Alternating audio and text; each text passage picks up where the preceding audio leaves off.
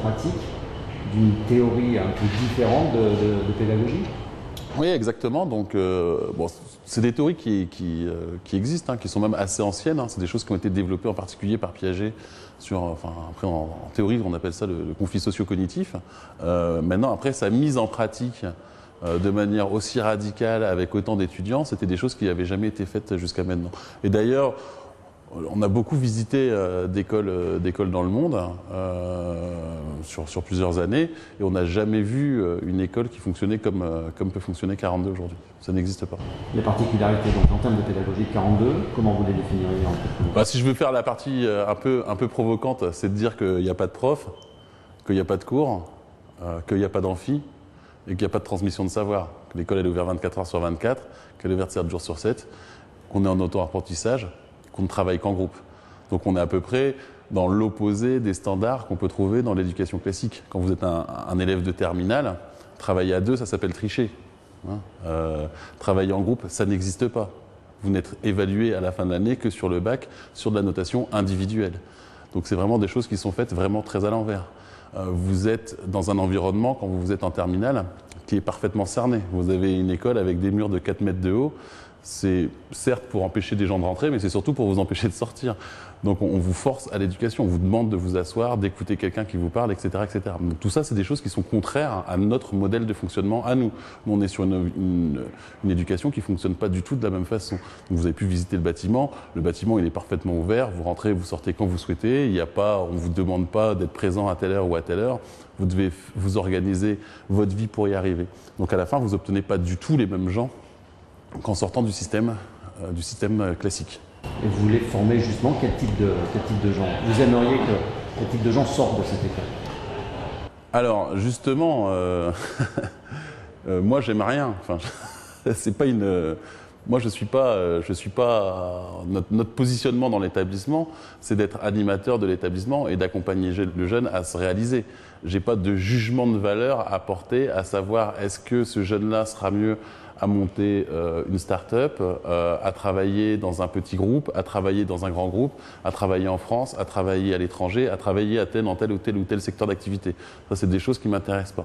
Par contre, ce qui m'intéresse, c'est de savoir est-ce que oui ou non, au moment où l'étudiant est rentré ici et puis où il va commencer à aborder sa sortie, il se dit, moi, ce que j'aimerais faire, mon rêve, c'est dans 5 ans de faire je ne sais pas quoi. Est-ce que dans 5 ans, oui ou non, il y est arrivé? Est-ce qu'il a transformé son rêve en réalité ou est-ce qu'il a transformé ses rêves en déception? C'est ça qui m'intéresse le plus. Parce que si j'ai posé la question, c'est parce que vous dites qu'il y a une adéquation entre la puissance économique de la France et sa puissance informatique. C'est donc qu'il y a un manque de programmeurs, un manque de personnes. Ce qui se passe, c'est qu'on a... Alors ça, c'est une question qui est un peu plus vaste. On a aujourd'hui, effectivement, en France, si on regarde, la France, c'est la 5e puissance économique mondiale. Si on remet ça en termes numériques, on est à peu près 20e puissance mondiale, à peu près du niveau d'un pays comme la Belgique. J'ai rien contre les Belges, mais ça vous donne... On est quand même un peu plus nombreux et un peu plus gros, normalement. Donc, juste pour vous donner une idée, déjà, si on passait de notre 20e rang et qu'on reprenait juste notre rang aujourd'hui, notre 5e rang, en termes de retombées économiques pour la France, entre guillemets, on calcule qu'il n'y aurait plus de chômage. Bon, alors c'est des calculs théoriques qui n'existent pas, bien sûr, mais c'est pour vous donner une idée un peu de ce qui pourrait se passer. Et aujourd'hui, on est à la traîne sur ces aspects-là, en particulier, alors entre autres, ce n'est pas que la seule raison, mais entre autres, parce qu'on a un petit problème sur notre partie éducative, dans la partie numérique. C'est-à-dire que le numérique, c'est quelque chose de large, avec des apprentissages qui sont très particuliers, et aujourd'hui, on est un petit peu à la traîne sur le sujet. Donc ce qu'on sait, c'est que quelqu'un comme Xavier Niel, s'il décide de créer cette école, c'est parce qu'il se dit qu'il y a un problème. Donc de toute façon, lui, il le constate tous les jours en tant qu'entrepreneur. On peut dire ce qu'on veut de la part de Xavier Niel, mais ce qui est sûr, c'est qu'il en embauche des gens tous les jours. Et je peux vous garantir que quand il arrive et qu'il dit à la fin « moi, j'arrive pas à trouver ce qu'il me faut », c'est qu'il a un problème. Voilà. Et donc lui, il cherche à résoudre le problème. Alors qu'est-ce qu'on a comme problème? Soit on sort effectivement des gens qui sont extrêmement théoriques, qui sortent du système de la faculté classique. Alors il y a une étude qui était sortie par exemple en 2009, dans laquelle ils interrogent 250 ou 300 chefs d'entreprise qui disent que les docteurs en informatique, de toute façon, ils n'ont pas de poste pour eux. Donc ça veut dire qu'on sort des trains entiers de docteurs, donc le plus haut niveau, le plus haut grade de ce qu'on peut obtenir de la faculté, mais on sait que les employeurs ne les prendront pas, mais on continue à le faire. Et d'un autre côté, évidemment, les présidents d'université, et c'est d'ailleurs, ils ont raison, puisque ce n'est pas leur métier là-dessus, vous disent, mais de toute façon, nous, on ne les forme pas pour qu'entre guillemets, ils fassent autre chose que de la recherche. Donc, la vraie inadéquation, c'est-à-dire qu'on a d'un côté des gens qui emploient, qui disent, ils ne peuvent pas me servir, et de l'autre qui disent, de toute façon, c'est normal, puisqu'on ne les forme pas pour ça. Donc, c'est ce qu'on appelle une inadéquation. Vous avez soit ce système-là, soit vous avez le système que Xavier juge comme étant un peu plus efficace, qui est tout le système à peu près Bac+2, IT, BTS, etc., où là on sort des gens qui ont fait un peu plus de pratique, et au moment où ils arrivent, ils savent faire un certain nombre de choses. Et puis ensuite, il vous dit, l'efficacité vient surtout des écoles, soit d'ingénieurs publics, soit d'ingénieurs privés. École d'ingénieurs publics, pour y rentrer, vous devez être issu d'une caste, ni plus ni moins. Donc pour vous donner une idée, on considère qu'en France, il y a à peu près 30% de boursiers. La moyenne de la conférence des grandes écoles, je crois qu'elle est aux alentours d'une quinzaine de pourcents. Donc il y en a 2 fois moins qu'ailleurs. Donc si vous voulez faire polytechnicien, on vous conseille d'être fils de polytechnicien, pas de fils d'ouvrier. Donc soit vous êtes issu d'une caste, soit vous rentrez en école privée. Et quand vous allez rentrer en école privée, vous allez devoir payer 8-10 000 euros par an pour pouvoir faire vos études. Et donc dans tout ça, ce qui fait, c'est qu'on se retrouve avec une majorité de jeunes Français qui ne peuvent plus rentrer dans le système éducatif. Soit parce que trop théorique et ils n'ont pas le niveau pour y rentrer, soit parce qu'ils ne sont pas de la bonne caste, soit parce qu'ils n'ont pas assez d'argent. Et une fois que vous avez cumulé tout ça, vous obtenez une masse de jeunes très très impressionnante. Et là l'idée c'est, au travers de 42, de proposer une solution, alors qui ne résoudra pas tout, c'est clair, puisque aujourd'hui on est capable d'en prendre 1000. Or on sait qu'on a eu 70 000 candidatures sur le site internet pour commencer. On sait qu'on a eu 20 000 personnes qui ont terminé les tests. On sait qu'on en a fait rentrer 3 000 au niveau de la première piscine. On sait qu'on en a gardé à peu près que 1000. Donc on sait qu'on a fait une sélection. La sélection, c'est parce que le bâtiment, il y a un moment donné, le bâtiment il a été acheté 12 millions d'euros, 10 millions d'euros de travaux. Il y a un moment, il faudrait faire plus pour pouvoir en prendre plus. Mais si on avait plus de moyens, on pourrait en prendre plus, effectivement, dans l'établissement. Donc voilà, donc ça c'est encore un autre axe où l'idée c'est de dire, si vous avez été rejeté, entre autres, du système, ou si le système ne vous convient pas bien, nous allons vous proposer d'autres solutions. Donc une autre méthode de pédago, qui est peut-être plus adaptée à votre manière de penser à vous. Alors ce n'est pas la seule méthode pédago qui existe. Et évidemment gratuite, pour qu'effectivement, là, cette fois, tout le monde puisse vraiment essayer de postuler à une école qui est donc privée, gratuite, avec un très haut niveau de compétences, et essayer de un peu raccorder tout ce qui est en train de se passer à ce niveau-là. C'est quasiment un engagement politique, enfin une démarche politique, au vrai sens du terme. Oui, tout à fait. Non, on a une démarche politique. Aujourd'hui, clairement, même mon histoire familiale personnelle, j'ai un père qui vient d'Afrique, qui a été élevé qui a été à l'école jésuite, qui a ensuite rejoint l'école de la République, qui est passé du fin fond de l'Afrique à terminer en faisant les ponts. Je veux dire, c'est quand même quelque chose, quand on le voit, on se dit, ouais, la République, elle a fonctionné et il y avait une école qui permettait de faire quelque chose. Aujourd'hui, on n'est ni plus ni moins que les derniers de tout le CDE en termes d'accélérateur social par l'éducation.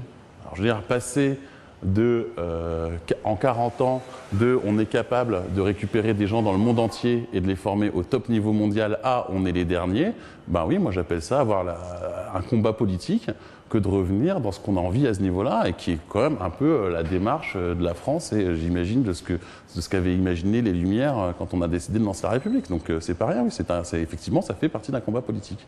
Est-ce que votre schéma pédagogique est surveillé de près par d'autres? Est-ce que les gens, de façon amicale, se rapprochent de vous pour voir comment vous fonctionnez, votre école privée ou publique ou pas?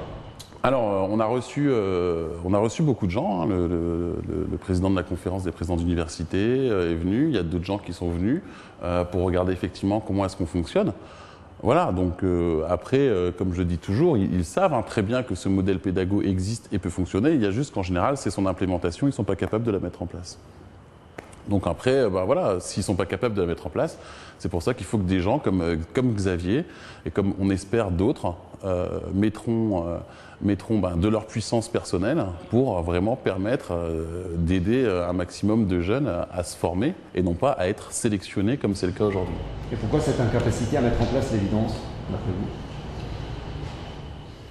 Je pense que là, c'est vraiment, ça c'est une question qui est compliquée. On a affaire à un système qui existe sur des principes depuis maintenant des décennies et des décennies, qui a énormément de mal à se remettre en cause et qui a encore plus de mal à l'implémenter. Donc on trouve de ci, de là, nous on en a rencontré plusieurs, des gens qui nous ont même dit, des gens qui pilotent des laboratoires de recherche, des gens qui pilotent des départements d'université, qui nous ont dit clairement il faut qu'on hack le système, il faut qu'on réussisse à passer dedans, il faut réussir à passer dans la brèche. Donc on va leur filer des coups de main, mais ça va être compliqué, ça va être très très compliqué à mettre en place et très long. Et le vrai problème qui se passe, c'est que je ne sais pas si on a le temps. C'est-à-dire qu'en vrai, le vrai souci c'est que je ne sais pas si on a le temps. On vit dans une époque qui est fondamentale et extrêmement compliquée. On est en train de passer de l'ère industrielle à l'ère du numérique. Le symbole de ça, c'est la chute de Détroit et l'avènement de la vallée, de San Francisco. Si on perd encore 10 ans, encore 15 ans, à former des générations entières de gens qui ne vont pas être adaptés, qui ne vont pas avoir une capacité intellectuelle spécifique pour vivre dans ce monde du numérique et dans ce monde pour le créer, eh bien, il est clair que la France va continuer à plonger dans son classement en termes de puissance numérique dans le monde, et en plongeant dans son classement de système numérique dans le monde, comme tout va être numérique, la planche va plonger avec. Donc la situation est, de mon point de vue, assez gravissime, et je ne sais pas si on a le temps d'attendre qu'on hack, qu'on passe à gauche, à droite, etc., etc. Il va falloir un engagement fort de quelques-uns pour qu'on sache comment est-ce qu'on va faire pour passer à l'étape d'après. Parce qu'ici, en fait, vous voulez former des gens qui soient capables d'inventer d'autres Facebook, des choses comme ça. Alors voilà, donc l'idée, c'est de réussir à créer un établissement où effectivement les valeurs qu'on va transmettre sont fondamentalement différentes des valeurs qui sont transmises aujourd'hui. Voilà, c'est tout. Vous avez aujourd'hui des valeurs qui sont transmises chez les jeunes, qui sont extrêmement tournées vers le travail individuel. Je veux dire, le bac, c'est du travail individuel, vous êtes jugé de manière individuelle, et si vous le ratez, sachez que vous êtes quasiment foutu pour les 40 prochaines années. C'est ça qu'on leur dit. Et ils vont être jugés dans un système qui est complètement à l'envers de celui dans lequel ils vivent aujourd'hui. Dire à un jeune, tu vas bosser sur une copie tout seul, sans regarder ce qui se passe, etc., etc., c'est quand même le contraire de ce qu'il vit aujourd'hui, à chaque instant, avec son smartphone qui est connecté à Internet, avec ses amis avec qui il communique, avec qui il échange, etc., etc. L'avènement de ce système-là, c'est vraiment le concours, quoi. C'est-à-dire que limite, il faut écraser les autres pour passer devant, etc., etc. Donc, et ça, c'est vraiment le contraire de ce qui va faire fonctionner aujourd'hui le numérique. Quand vous avez quelqu'un comme le président Zuckerberg, le président de Facebook, qui écrit à l'État de Californie, qui écrit au département d'État en disant il faut qu'on libère l'immigration pour qu'elle rentre en Californie, parce qu'aucune start-up ne se montera d'un haut niveau sans qu'on trouve à l'intérieur un étranger, il ne le dit pas pour rien. Il le dit parce qu'il y a une raison. La raison, elle est simple, c'est que si vous voulez fabriquer de l'innovation, il vous faut des gens qui pensent différemment. La première chose qui fait que les gens pensent différemment, c'est que déjà culturellement, ce ne sont pas les mêmes. Donc aujourd'hui, si vous voulez une start-up qui fonctionne, vous devez avoir des gens qui fonctionnent différemment. Or, dans notre système actuel, système de caste absolu, où si vous êtes né au bon endroit, vous pouvez accéder à la bonne école, par définition à la fin, vous obtenez que des gens qui, entre guillemets, innovent tous dans la même direction. Donc oui, on trouvera de ci, de là, des exemples de Français qui ont été des génies de l'innovation. La personne qui a inventé Siri, qu'on trouve dans les iPhones, est un Français. Oui, de ci, de là, on en trouve. D'ailleurs, la vallée les adore. Je peux vous dire que la vallée les attire. C'est pas le souci. La question, c'est de savoir comment est-ce qu'on va en faire massivement. Et pas traiter 50, 200, 2-3 exemples, mais être capable de créer des générations entières de 10, 20, 30, 40, 50 000 jeunes qui sont capables de penser comme ça et qui vont être capables de fabriquer le numérique de demain. C'est ça le challenge qu'on essaie de relever, entre autres, avec 42, et j'espère qu'on sera suivi dans le challenge avec d'autres gens. Dernière question. Tout à l'heure, vous parliez des valeurs, mais des valeurs par défaut, donc de celles qui sont défendues par le système actuel. Les valeurs défendues par 42, comment vous les définissez ? Nous, on défend l'autonomie des étudiants. C'est-à-dire qu'on souhaite les faire accéder à la citoyenneté. Donc il va falloir qu'ils commencent par être capables de s'occuper d'eux-mêmes. Je vous promets qu'un jeune de 18 ans, vous lui donnez 50 €, vous le mettez au milieu de la Chine, il ne revient pas, il est mort. Okay, c'est pas possible. Il faut leur réapprendre l'autonomie, se prendre en charge eux-mêmes. Donc ça, c'est déjà une grande partie qui est à apprendre. La deuxième, c'est le travail en groupe. On ne fait que du travail en groupe à 42. Il n'y a aucune notation individuelle. Donc je ne peux pas vous dire si spécifiquement tel ou tel ou tel étudiant a tel ou tel niveau de compétence. Mais ce que je peux vous garantir, c'est que quand ils travaillent en groupe, ils arrivent à accomplir en groupe des choses qui sont plus grandes que la somme de chaque individualité du groupe. Et ça, c'est une valeur extrêmement importante à tenir pour nous. Et la troisième, c'est évidemment un haut niveau de compétences techniques, parce qu'on pense aussi que le cerveau se muscle à travers les doigts, et pas juste en regardant les choses se passer, et qu'au travers de ce qu'ils ont fait, ils ont acquis une manière de penser. Cette manière de penser procédurale va leur donner une capacité absolument incroyable, c'est que globalement, ils sont capables de voir la matrice, contrairement aux autres qui ne la voient pas. Donc c'est ça notre principe, c'est de réussir à leur donner cet ensemble de compétences, on va dire, de valeurs également, qui vont leur permettre de s'intégrer dans le monde qui les attend demain.